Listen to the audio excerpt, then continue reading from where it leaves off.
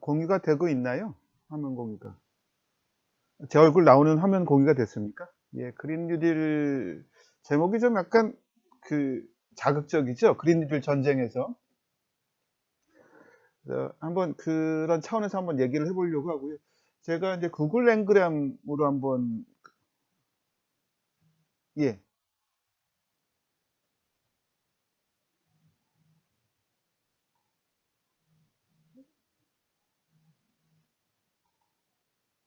예,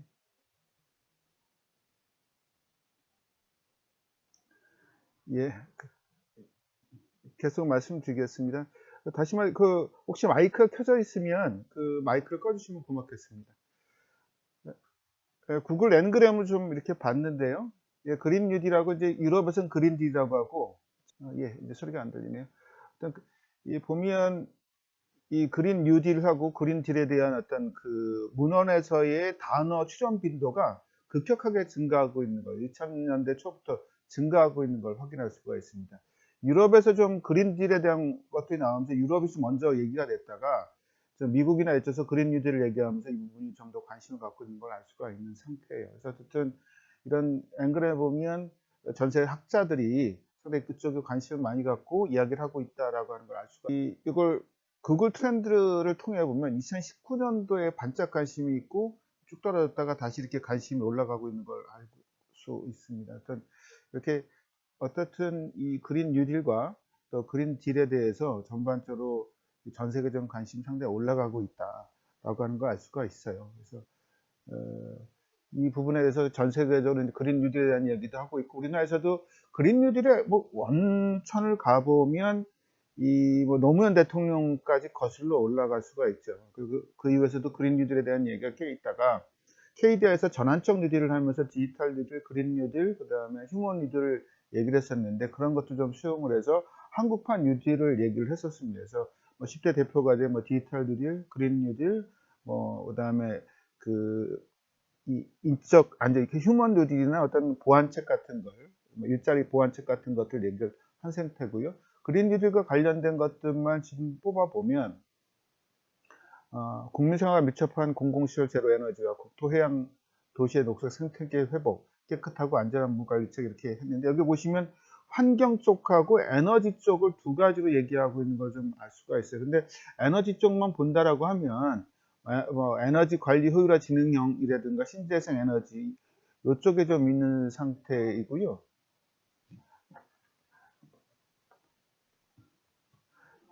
예, 그래서 지금 이 약간 우리나라에서는 또 그 전 세계적으로 마찬가지로 환경과 에너지하고 같이 이야기가 되고 있는 상태입니다. 그래서 자산 요 부분에 대한 것도 좀 더 프로젝트를 구체화가 되어 있을 텐데 예산들을 보면 단위가 조 단위입니다. 그래서 2020년 가을부터 22년까지 2.6조, 또 전체 25년까지 6.2조 해서 뭐 이렇게 일자리까지 만든다라고 하는 그런 그린 뉴딜을 하고 있는 상태예요. 그래서 올해인가에 그 문재인 대통령이 2050년도에 넷제로를 하겠다라고 하는 그런 계획도 발표를 한 상태입니다. 근데 제가 보면 이거는 미국하고 좀 약간 보조를 맞추고 있지 않나 그 생각이 들어요. 왜냐하면 조 바이든 대통령도 그린 뉴딜 얘기하면서 2050년까지 넷제로를 실천하겠다라고 지금 얘기를 하고 있는 상태입니다.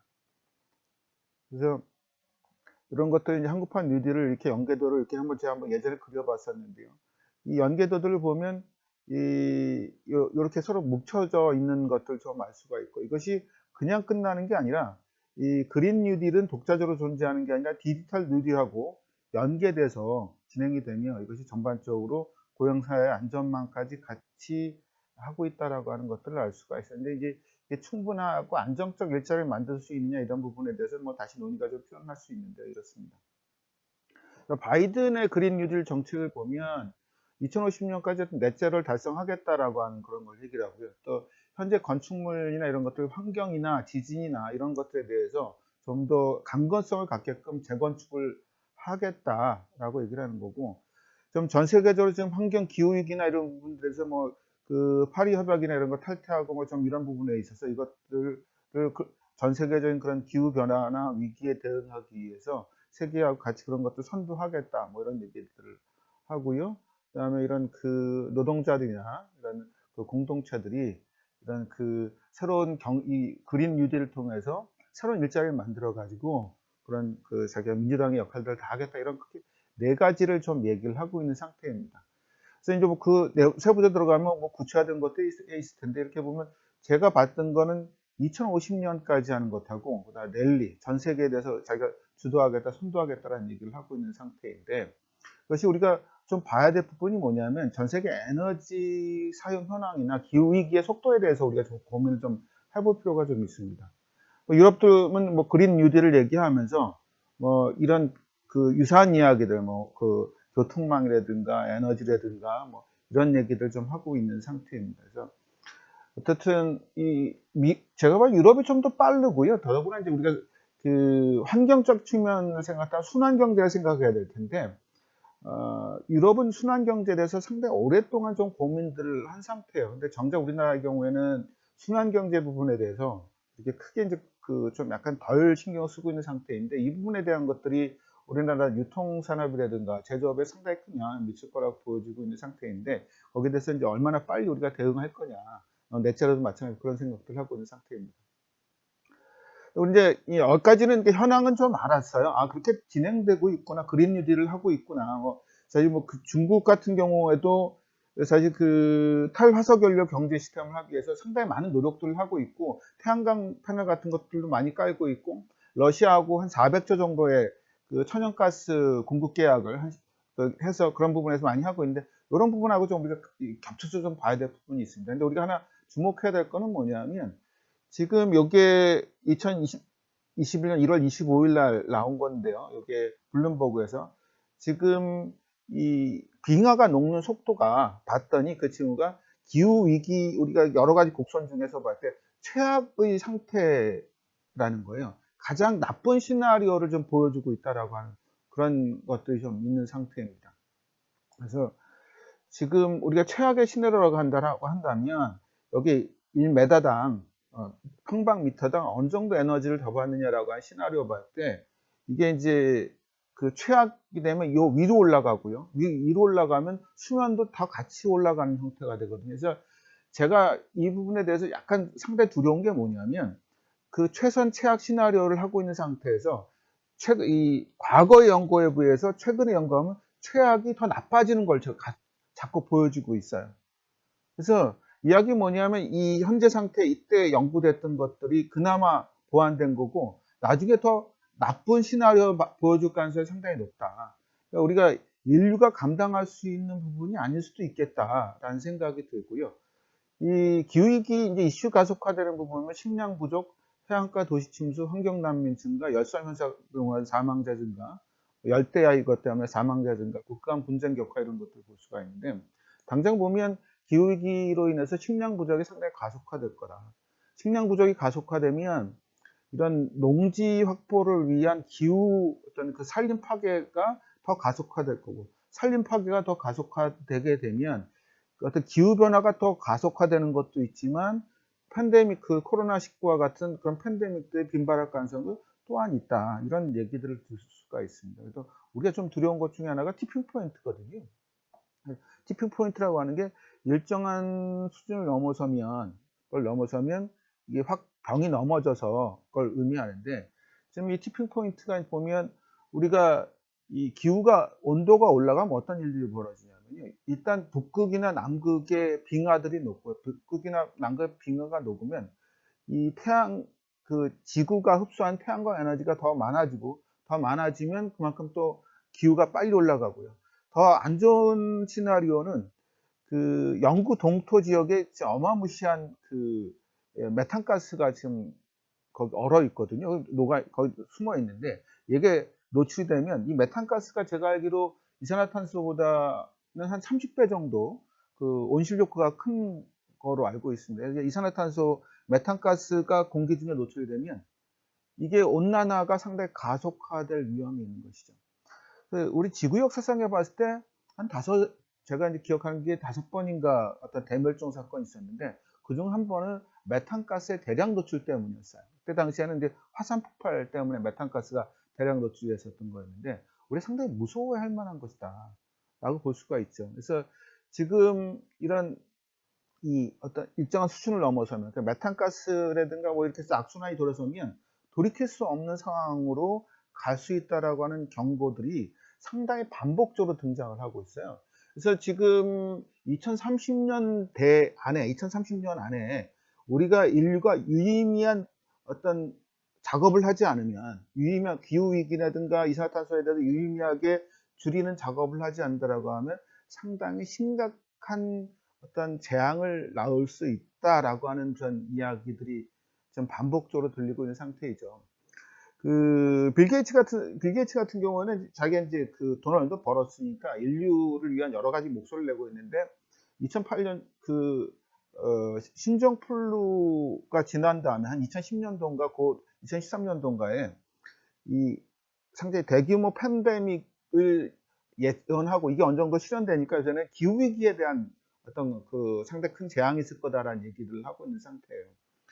지금 상당히 전 세계적으로 상당히 문제가 될 수밖에 없는 상태라는 건 당연히 알고 있는 상태이죠. 그래서 기후위기 티핑 포인트에 대한 것들을 우리가 생각을 하지 않고 제가 이제 이야기를 하는 건 뭐냐면 2050년까지의 계획은 티핑 포인트에 대한 고민이 안 되어 있다.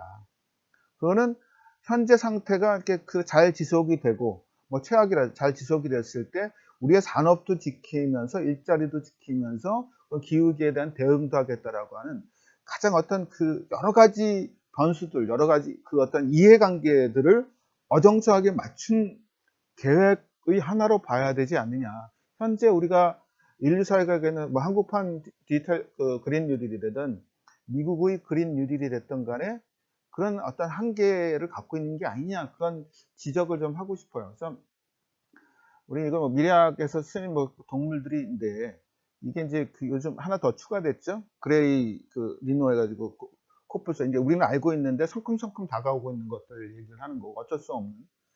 그때 이제 제가 팬데믹에 대해서는 블랙 엘리펀트라고 하는데 뭐 이야기는 제가 처음 얘기했던 것은 아니고요. 사달이나 이런 사람들이 처음에 어떤 이런 질병들, 팬데믹에 대해서 이런 노운에 해당된다. 그러니까 노운 언노운에 해당됐다라고 얘기를 했었죠. 그다음에 언노운 노운이라고 얘기를 했고요. 그다음 기후위기에 대한 것들은 노운 언노운이다. 이게 티핑 포인트라고 하는 거는 어떤 급격한 변화가 그러니까 기후위기가 오고 있다는 거 우리가 알고 있어요. 누구나 알고 있고 그걸 다 경각심을 갖고 있는데 그 티핑 포인트가 언제 달성될지에 대해서 모르기 때문에 노운 언노운에 해당이 됩니다. 우리가 노운 언노운에 대해서 어떻게 대응할 수 있는지에 대해서 우리가 좀 좀 안 되는 거죠. 왜냐하면 여러 가지 이해관계들이 얽혀져 있어서 현재 이해관계와 즉 노운 언노운 티핑 포인트가 된다라고 하면 모든 사람이 다 피해를 보는 상태인데 현재 이해관계가 충돌하기 때문에 애써 무시하거나 혹은 그런 불확실성 자체에 대해서 어떻게 못하는 상태가 현재 블랙 젤리피쉬 즉 티핑 포인트고 지금 현재 우리가 기후 위기라든가 이런 게 그거다. 근데 현재 디지털 뉴딜이 노운 언노운에 대응할 수 있는 구조냐 라는 질문을 해봐야 된다는 겁니다.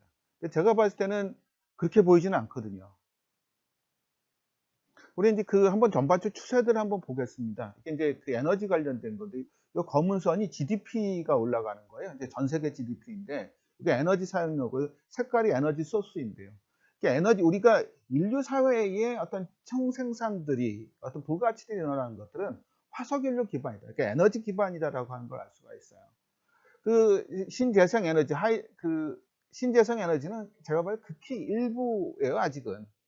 그래서 미래 전망에서 2017년도의 전망인데요. 녹색이 어떤 윈드 솔라, 그래서 신재생 에너지에 속하는데 보시면 2050년이 된다 하더라도 4분의 1 정도밖에 안 돼요. 2020년 경의 수준을 보면 현재 있는 에너지 그대로 쓰는 정도에 불과한 거예요. 이 상태라고 한다면 현재 우리 기후 위기 있지 않습니까? 티핑 포인트 대응 못 한다는 얘기가 돼요. 이것보다 더 급격하게 떨어뜨려야 되는데 그럴 수 있는 과학 기술이나 경제 시스템이 되어 있느냐라는 질문을 해야 되는데 마땅치 않은 거죠. 지금 우리가 넷째로 하겠다라고 하면 이보다 훨씬 더 줄어들어야 되지 않습니까? 그렇게 되지 않는다는 거예요. 2017년도에 추이해 보면 물론 우리가 인류 사회가 좀 더 레디컬한 정책이나 이런 걸 펴가지고 이 부분을 확 줄여줄 수 있는 상태인데 우리가 다른 추세들을 보면 그게 쉽지 않다라고 하는 걸 좀 알 수가 있어요. 현재 보면 뭐 2010년도, 그러니까 2012년도 건데요. 보면 이 2010년도까지 추계가 되어 있습니다. 이유가 요게 인당 그 석탄이 가장 이제 더티 에너지지 않습니까? 이게 석탄 자체가 그 단위 에너지를 생산했을 때에 이산화탄소를 가장 많이 생산해내거든요.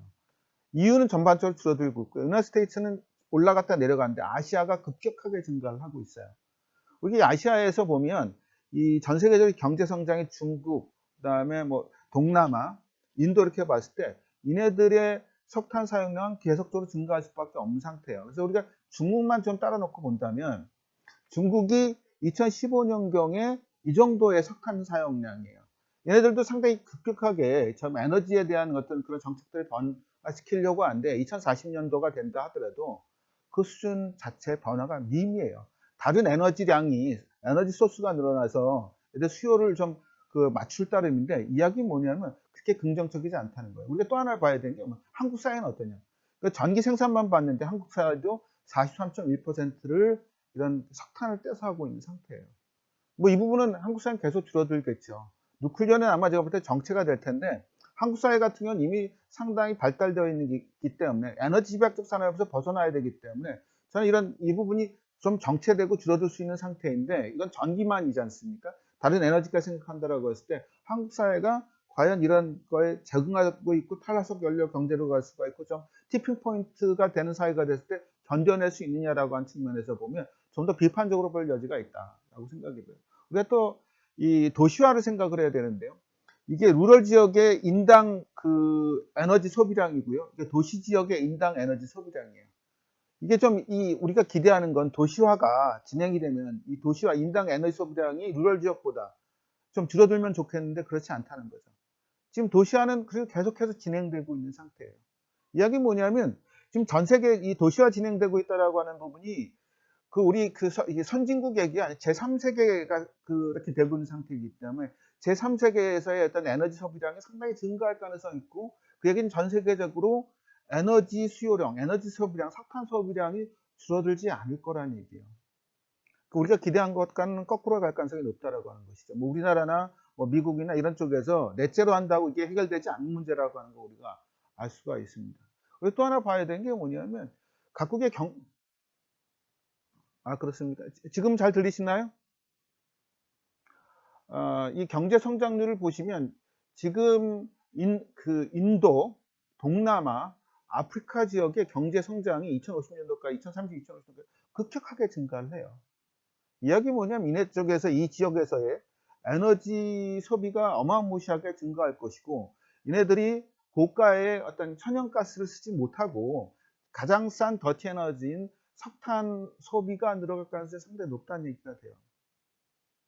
이야기 뭐냐면 우리가 기후위기 이 부분에 있어서 꺾기가 상당히 어려운 부분이 생긴다는 얘기가 드는 것이죠.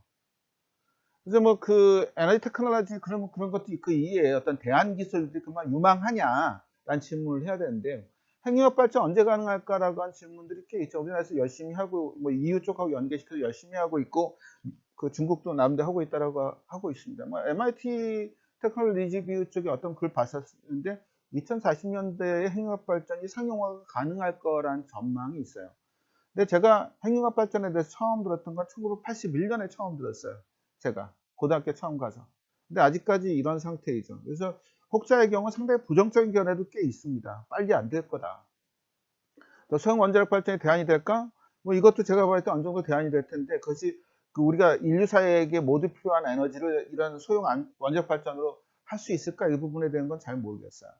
그리드 패러티에 대한 것들도 이미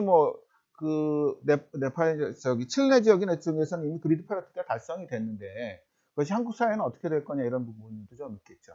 수요 경제는 지금 여기서 말씀 안 했지만 GEI 글로벌 에너지 인터커넥션이라 중국 쪽에서 발표한 게 있고 뭐 하버드 쪽에서 같이 연구하고 있는 게 있는데 이렇게 글로벌 갈등이 심화된 상태에서 글로벌 에너지 인터커넥션은 불가능하거든요. 글로벌 에너지 인터커넥션 잠깐 설명을 드리면 사하라 지막이나 이쪽에다 대규모 태양광 팜을 건설하고 초고압 2만 볼트 뭐 그 이상으로 한다면 직류로 해서 지구 반대편을 전기 쏘아주는 게 GI의 컨셉이에요. 전 세계를 다 에너지망으로 이런 연결을 한다라고 하면 항상 어느 쪽 지역, 지구 어느 쪽 지역은 낮이기 때문에 이 부분 때문에 이걸로 어떤 그 에너지 부분에 대한 걸 완전 보완을 하겠다 그런 컨셉인 거죠. 근데 뭐 그렇다 2045년경 뭐 그런 얘기를 하고 있는데 지금 상태에서 상당히 어려울 거다라고 보여준 상태고요. 이런 상태에서 우리가 좀 에너지 부분에 대한 것들을 뭐 그 그린 뉴딜 이런 거 있지만 좀 더 면밀하게 이런 다른 나라들과 대응 방안을 생각하면서 좀 더 우리 산업 전력이나 생태계 전력이나 식량 전략이나 뭐 이런 것들에 대해서 고민을 좀 해야 되기 때문에 좀 더 면밀하게 다단계의 딥 시나리오를 접근할 필요가 있다라는 생각이 들었고 이걸 기반으로 좀 거칠게 좀 제가 한번 짜봤던 게 뭐냐면 짜본 거 좀 말씀드리겠습니다. 그래서 제가 봤을 때 이제 현재 있는 거 소프트 그린 뉴딜이라고 보자. 더 레디컬이라고 하면 좀 더 급격하게, 좀 더 단호하게 뭐 이렇게 어떤 그 에너지 정책을 전환하는 걸 의미할 거고요. 그 올해 2050년까지 노 티핑 포인트가 달성이 안 될 수도 있고요. 뭐 클라이언트 티핑 포인트가 달성이 될 수도 있다라고 한다면 이런 것들을 그 변화의 축으로 삼아서 우리가 한다라고 하면 이 월한 개념에서 봤을 때 전화 일을 하고 클라이언트 티핑 포인트라고 하면 절제라고 하는 우리가 현재와 같은 그런 걸 하지 못하거든요. 그래서 레디컬하게 대응하는 거기 때문에 우리가 전반적으로 사회가 트랜스포메이션 워 어떤 변혁할 수 있는 그런 전쟁을 칠 것이고 그냥 그 현장 상태의 어떤 느슨한 그린 유지를 하게 되면 이게 이제 서바이벌 워, 뭐 각국이 다 서로에게 적이 되면서 생존하기 위한 서바이벌 워가 될 겁니다. 또 노티픽 포인트고 소프트 그린 이름은 현재 상태가 그냥 그대로 지속되기 때문에 비니스어저 유지얼 워가 될 거고요. 노티픽 포인트의 레디컬 그린 뉴딜이라고 하면 남남 문제, 남북 문제, 그 선진국과 비선진국 간의 경제, 그다음에 미국과 중국 간의 전쟁이 이런 그걸 통해 상당히 격화될 가능성이 있다. 근데 이것이 이런 시나리오를 제가 만들었지만 이 부분이 그냥 하나만 생기는 게 아니라 역사적 순차에 의해서 생기겠죠. 지금 제가 봤을 때 여기서 이쪽에서 여기로 갔다가 이쪽으로 빠지거나 이쪽으로 빠질 가능성이 상당히 높다라고 보고 있는 상태예요. 우리가 항상 우리가 이런 것들 이런 시나리오를 하면 시나리오 각각에 대해서 우리가 준비가 되어 있는지 이런 것도 좀 봐줘야 될 것이고요. 그래 봤을 때 우리가 이런 각각에 대해서 뭐 탈화석 연료 경제 시스템 전환 가속화를 하거나 그다음에 영적 자본주의나 뭐 포스트 파서 퓨어 이코노미 이런 부분에 대한 걸 생각하거나 그다음에 식량 주거 이상 기후에 대한 강건성 우리가 한번 우리 한국 경제 시스템이나 뭐 식량 뭐 이런 시스템 식량 안보 관점에서 혹은 에너지 관점에서 이런 게 다 강건성 확보했느냐 좀 보는 것이고요. 그다음에 현재같이 그린 뉴딜이라는 것들 한번 다 점검을 해보자 이런 것들입니다. 우리가 또 하나 봐야 될 게 뭐냐면 이런 변화들 중에서도 이득을 보는 국가와 지역은 있다는 거예요. 러시아에게 좀 약간 몇 년 전 건데요. 이게 2020년 거네요. 러시아는 이런 기후위기에 대해서 자기네들이 어떤 이득을 가질 수 있느냐에 대한 것들을 고민을 하고 있어요. 전 러시아는 이런 얘기할 수가 있거든요. 세계에서 가장 광대한 국토를 갖고 있음에도 불구하고 대부분 시베리아 동토 지역으로 묶여있는 이 러시아는 기후위기를 통해서 농업 경계선이 올라가서 활용할 수 있는 국토가 상당히 넓어질 것이고요. 또 수력 발전 용량이 적지 않아요. 이쪽에요.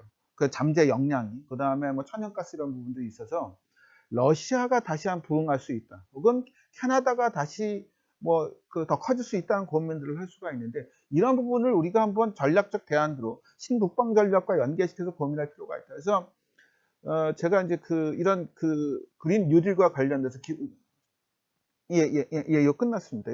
그래서 다각화된 세계지 속에서 한국의 에너지 믹스 전략, 식량 면에 대응한 신북방 전략, 한국의 지하민 지분 참여 방안, 강대 중심으로 한 화석 연료 수출 통제에 대한 에너지 안보 전략, 에너지 집약적 산업 생태계 전환 전략, 기후변화에 대한 스마트 시티 전략, 순환경제 발빠른 정착, 내구재 디지털 고속 경제 이런 것들을 통해서 어떤 통합된 거대 전략들에 대해서 체계적 고민을 해볼 필요가 있다. 딥 시나리오 관점에서. 그런 제안을 드립니다. 좀 감사합니다. 들어주셔서.